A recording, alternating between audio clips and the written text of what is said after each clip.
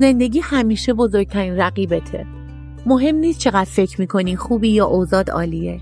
یه روزی زندگی میاد و میزنه تو پر و بالت. همون جوری که با همه این کارو میکنه. اگه الان تو اون نقطه‌ای نگران نباش، میتونی ردش کنی. وقتی آدم تو زندگی زمین میخوره، از خودش بدش میاد و عذاب میکشه. ولی متاسفانه این حس فقط باعث میشه همونجا بمونی و پیشرفت نکنی. واسه همینه که باید دوباره بلند شی. اما نه یه بلند شدن ساده، بلکه بزرگترین برگشت زندگی.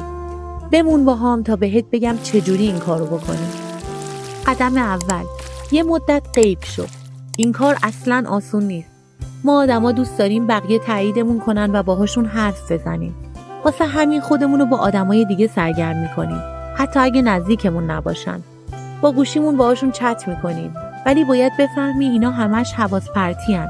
تا وقتی نتونی تنها باشی و به حرفای دلت گوش بدی، نمیتونی بفهمی چی از زندگی میخوای.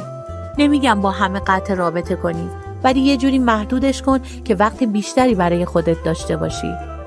قدم دوم، خودتو از نو بساز. حالا که وقتی بیشتری داری تنها باشی، باید ببینی چی رو میخوای از نو بسازی. نه اینکه مثل قهرمانا بشی. فقط باید بفهمی هدفت تو زندگی چیه و کارهایی که میکنی رو با هدفت یکی کنی. مثلا اگه میخوای بوکسور بشی، این که فقط تو فکرت باشه فایده نداره. باید بری باشگاه و تمرین کنی. اینجوری خودتو دوباره میسازی. بعضیا این مرحله رو خیلی سخت میکنن، ولی واقعا همینه.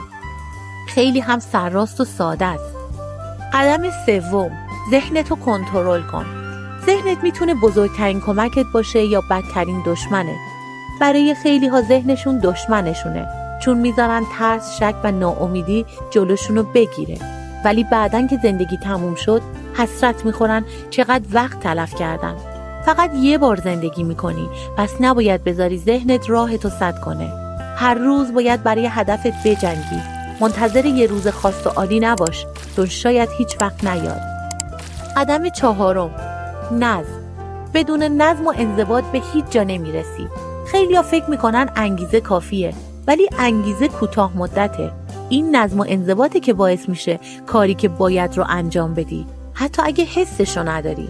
هر جا که هستی با نظم میتونی بری جلو. قدم پنجم، لذت‌های زودگذر و بیخیال شو. لذت‌های زودگذر همه جا هستن.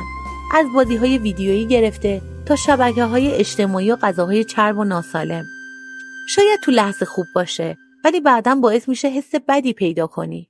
چیزای راحت هیچ وقت آدمو جلو نمیبره. پس تنها راهش اینه که این لذت‌ها رو دور بندازی و روی هدف‌های سخت‌تر تمرکز کنی تا آیندت بهتر بشه. قدم ششم، حواست به خودت باشه و مدیتیشن کن. الان خیلیامون حواسمون به خودمون نیست. راحت یه ساعت تو گوشی میچرخیم و اصلا نمیفهمیم زمان چطوری میگذره. ذهن خودآگاه کمک میکنه بفهمی کی داری وقتتو هدر میدی و خودتو متوقف کنی. مدیتیشن هم کمکت میکنه استرست کم بشه و ذهنت آرومتر بشه. قدم هفتم، شکست‌ها رو قبول کن. خودسازی مسیر خطی نیست. بالا و پایین داره.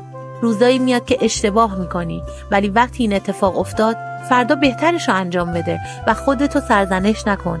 شکست هم جزئی از مسیره.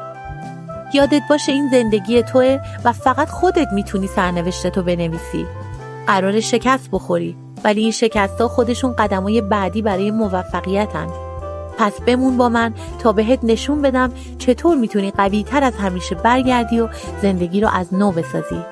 اگه از این ویدیو خوشت اومد، حتما لایک کن، سابسکرایب کن و زنگوله رو هم بزن تا هیچ ویدیو جدیدی رو از دست ندی. توی کامنت ها هم نظرت رو بنویس و بگو چجوری با سختی ها کنار میای. منتظر نظراتتون هستم.